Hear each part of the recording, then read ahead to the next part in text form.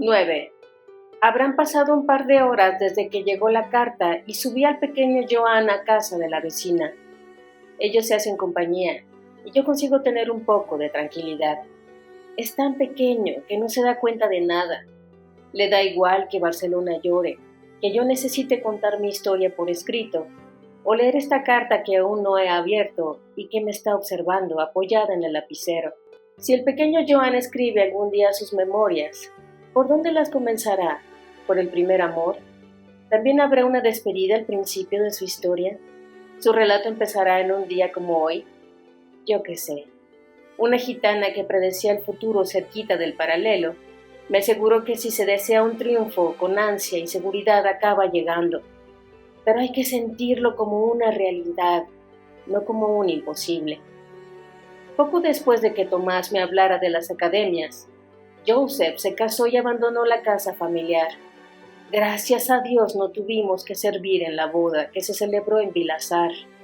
Nosotros nos quedamos al mando del principal por unos días. Aproveché la coyuntura y convencí a María para que me acompañara al paralelo.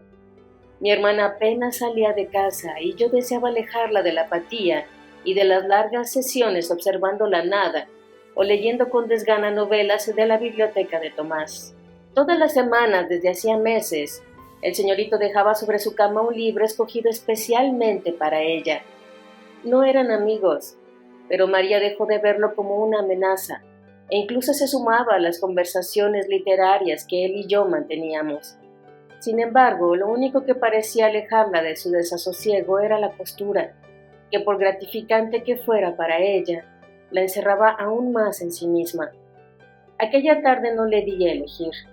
O venía con Joan y conmigo al teatro, o no le dirigiría la palabra durante una semana.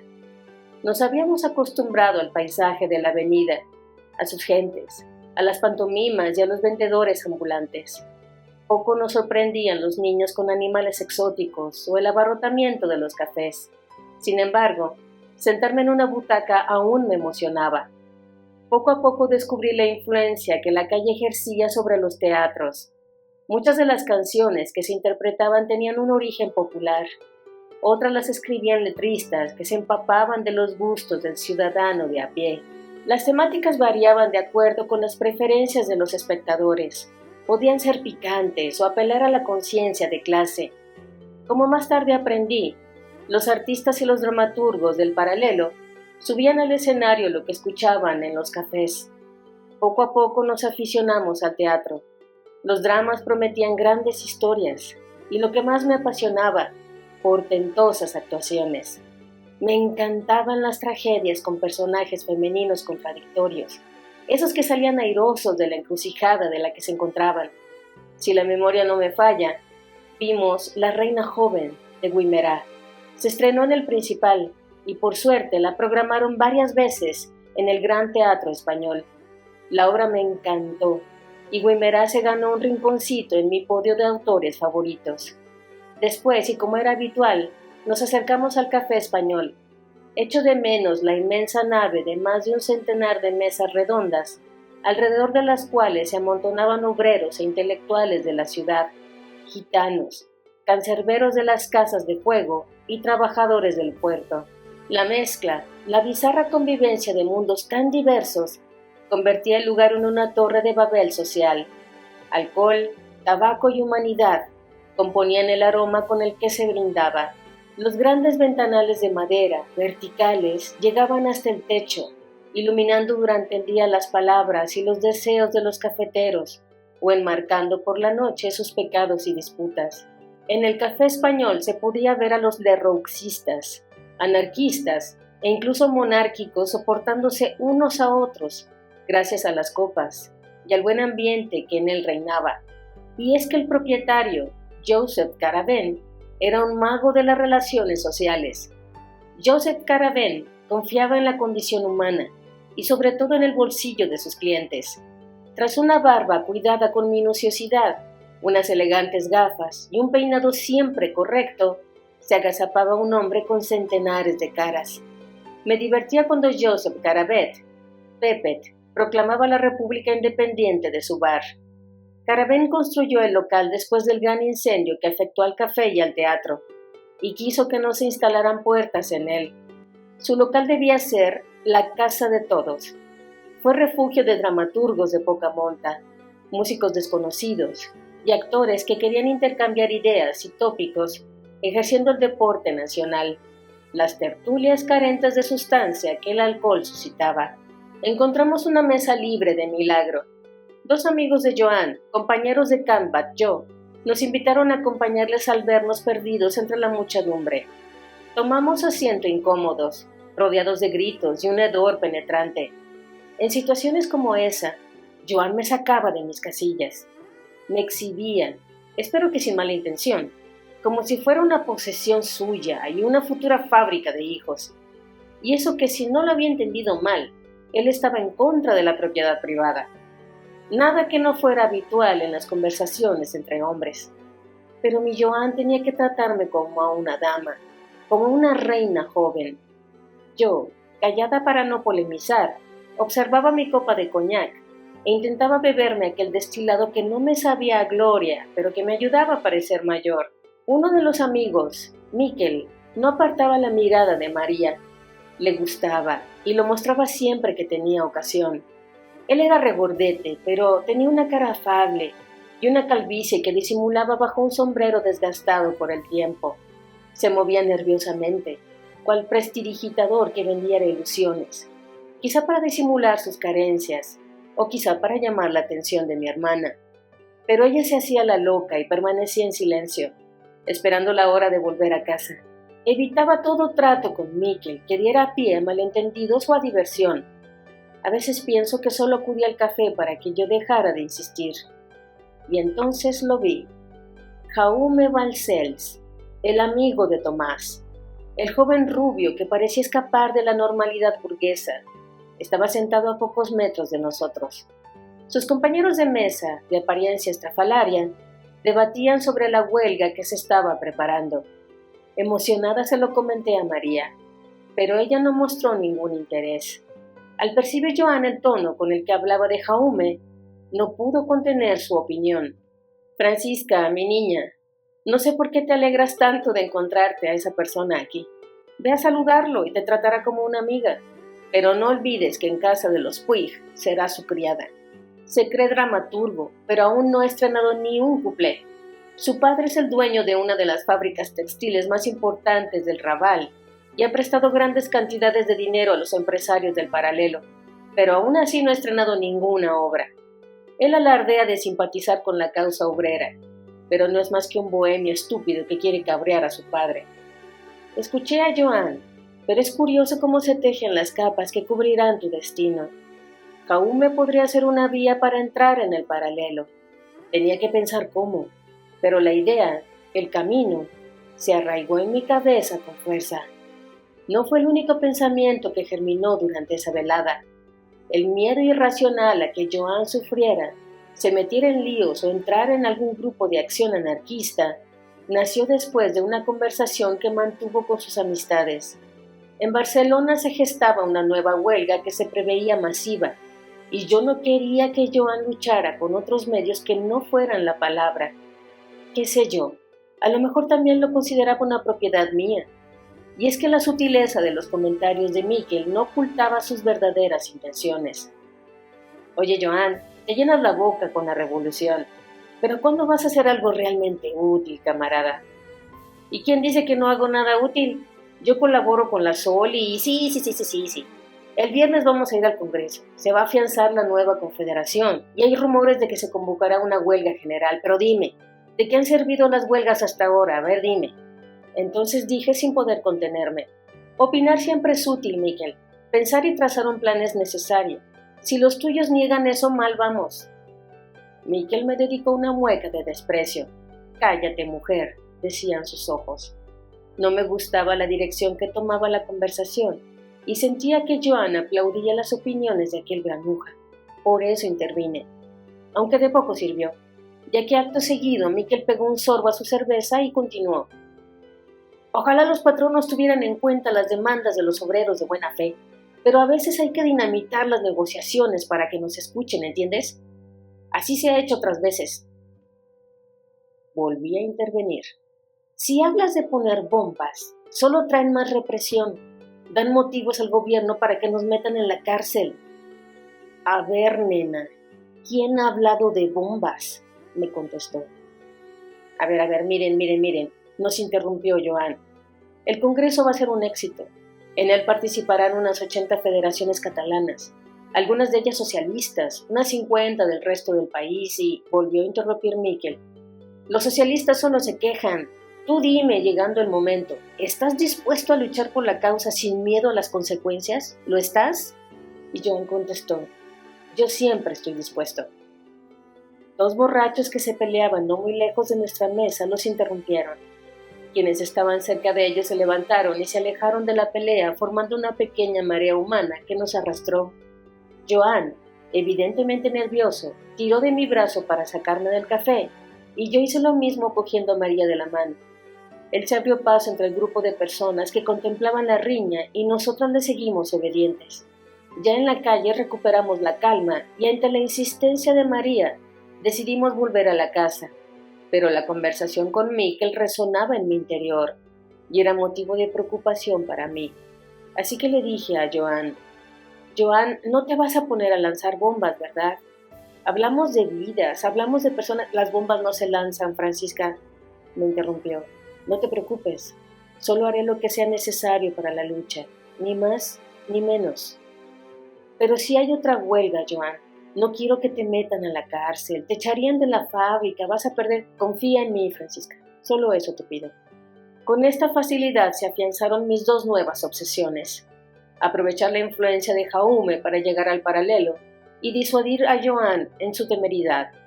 Reflexionando en la cama sobre lo ocurrido, acompañada de los leves ronquidos de María, llegué a la conclusión de que únicamente tenía dos armas: cantar y actuar. No veía cómo usar los cuplés para mis propósitos, pero no debía subestimar mis dotes como actriz. Al día siguiente le comenté a Tomás mi encuentro con Jaume en el Español. Él me habló del sinfín de desventuras que había vivido en el café junto a su amigo, que tanta afición tenía a emborracharse en los bares de la avenida y sus alrededores. Tomás hablaba de Jaume con cariño de hermano. Me dijo que era un as dando consejos, opinando sobre las circunstancias políticas por las que atravesaba la ciudad y ayudando a mostrar enriquecedores puntos de vista a los cortos de miras. Y de pronto, su cara se ensombreció. ¿No te gustará Jaume, verdad, Francisca?, me preguntó. Ya sabes que en mi corazón solo cabe Joan, le respondí. Necesitaba más información y le pregunté si Jaume tenía alguna influencia sobre los teatros del paralelo, ya que me extrañaba que no estrenara sus obras. Tomás me contó que su amigo lo evitaba por cobardía y que a pesar de que él mismo había intentado que diera el paso, Jaume camuflaba el miedo tras su natural elegancia. ¿Sabes?, me dijo, he leído 3 de sus obras, y las 3 contienen ideas revolucionarias que no serían bien vistas entre los Balcells. Esa es una de las excusas que da cuando los directores de teatro con los que corre alguna que otra juerga se lo preguntan. Entonces, él debe de estar conectado con la avenida, ¿no?, dije, con el mundo del espectáculo. Con las academias de vedette, querrás decir, querida. Sí, bueno, eso también. Creo que prestó dinero para que se fundara una de ellas, continuó Tomás, pero no te lo sabría decir. Francisca, te dije que yo te pagaba las clases y lograbas combinarlo con... Tomás, muchas gracias por tu ofrecimiento, lo interrumpí. De verdad, pero entiéndeme, no quiero deberte ningún favor ni a ti ni a tu familia. Además, ¿qué pasará si se enteran? Al día de hoy me dan cama y comida y no puedo jugármela. Si algo sabía con certeza es que no quería depender de Tomás y no podía pedirle dinero a Joan. Ni siquiera sabía si tenía suficiente para pagar el alquiler de la guardilla. Parecía que la única opción era Jaume, pues era persona ajena a cuanto me rodeaba, adinerada y un apasionado del paralelo. Tomás me dijo que su amigo almorzaba los jueves en el Español. Ahora, en la distancia, creo que si le hubiera expuesto mis circunstancias y mis deseos, Jaume me habría ofrecido el dinero sin objeciones. Pero la Francisca de entonces no creía en la bondad y en la generosidad de las personas. Tenía que atacarle por otro flanco, conquistarlo a través de sus debilidades. despertar en él el interés por escucharme, convertirme en un fruto prohibido para él, inalcanzable. Y así urdí mi plan. 2 días después me planté en el paralelo. Sinceramente me avergüenza contar mis desvaríos en los siguientes días. Estaba tan nerviosa y emocionada. Enfilando la avenida con mi propósito en el horizonte, oí la campana de un tranvía que advertía de su presencia y competía con el ruido de los carros de caballos que transportaban pescado, las voces de los vendedores de diarios y las conversaciones de los transeúntes. A pesar de que eran las 11 de la mañana, unos pocos cafés que estaban abiertos acogían a los borrachos más madrugadores. Ni el traje azul marino, formado por una elegante falda larga y una chaqueta, ni la blusa de seda blanca, ni los guantes de piel, tomados prestados del armario de la señorita Pilar, que se encontraba en Vilazar con el resto de la familia, eran garantía de mi éxito. Y de esa guisa llegué al Español. Parecía una joven de casa pudiente, aunque ellos no frecuentaban esas latitudes. Supongo que por eso mi entrada en el café atrajo la atención de los hombres que estaban en el local. Quizá está mal que lo diga, pero yo poseía esa pretendida belleza burguesa que triunfaba en las revistas y en los music halls del momento. Enseguida localicé a mi objetivo y me acerqué a él. Avancé nerviosa entre los cafeteros mientras me preguntaba si Jaume me reconocería. Ingenua de mí, no había contemplado esa posibilidad. ¿Y si me tropezaba? De nada servía atormentarme con tales pensamientos porque pronto alcancé la mesa de Jaume. ¿Es usted Jaume Balcells, el aspirante a dramaturgo?, le dije. ¿Y usted es? Me respondió con una mezcla de sorpresa y expectación. Puede llamarme María, le dije. Mi descaro al sentarme en una de las sillas vacías no pasó desapercibido. La duda me atacó de nuevo. Las criadas somos invisibles a los ojos de los señoritos. Nuestros leves encuentros en la casa de los Puig se habían basado en momentáneas interrupciones de su conversación para servirle, realizadas por un fantasma con uniforme. A pesar de eso, mi ropa y mis fingidas maneras me transformaban en otra persona. Era imposible que me reconociera.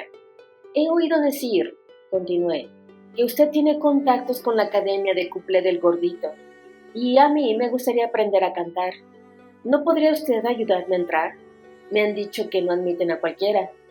¿Y por qué debería yo favorecer a una completa desconocida, cuya voz no he oído nunca y puede que suene como un graznido de un pato?, me dijo.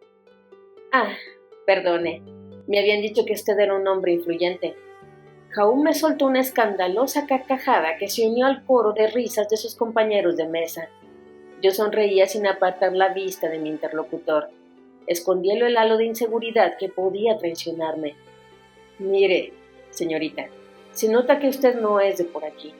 Si quiere entrar en una academia solo necesita dinero, así que pídaselo a su papaíto. Y si no se lo da, pregunte ahí cómo ganarlo. Aunque usted debería saber que una dama no tiene muchas opciones en esta ciudad.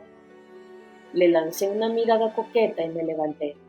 Una miga de incomodidad y una rebanada de excitación alimentaban los ojos del joven mientras me decía, aunque también puede enamorar a un hombre adinerado para que la apadrine, señorita.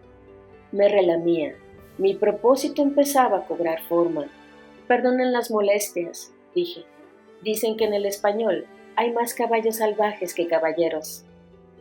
El jolgorio se reavivó y yo avancé hacia la puerta del local. No quise alargar más el momento. Cuanto más breve, menos posibilidades de cometer errores. Sea como fuere, creía que el primer paso de mi plan se había coronado con éxito. De vuelta a casa por la avenida, recordé lo que me dijo la gitana. Debía experimentar los sueños como si fueran ya una realidad. Con extraordinaria certeza supe que me convertiría en una estrella. Y en el futuro, cuando Jaume me suplicara que llevara al escenario uno de sus textos, lo trataría con la misma condescendencia. Ya se sabe, cuando pasan cientos de cometas bajo tus pies, no sabes si estás volando o si caminas al revés.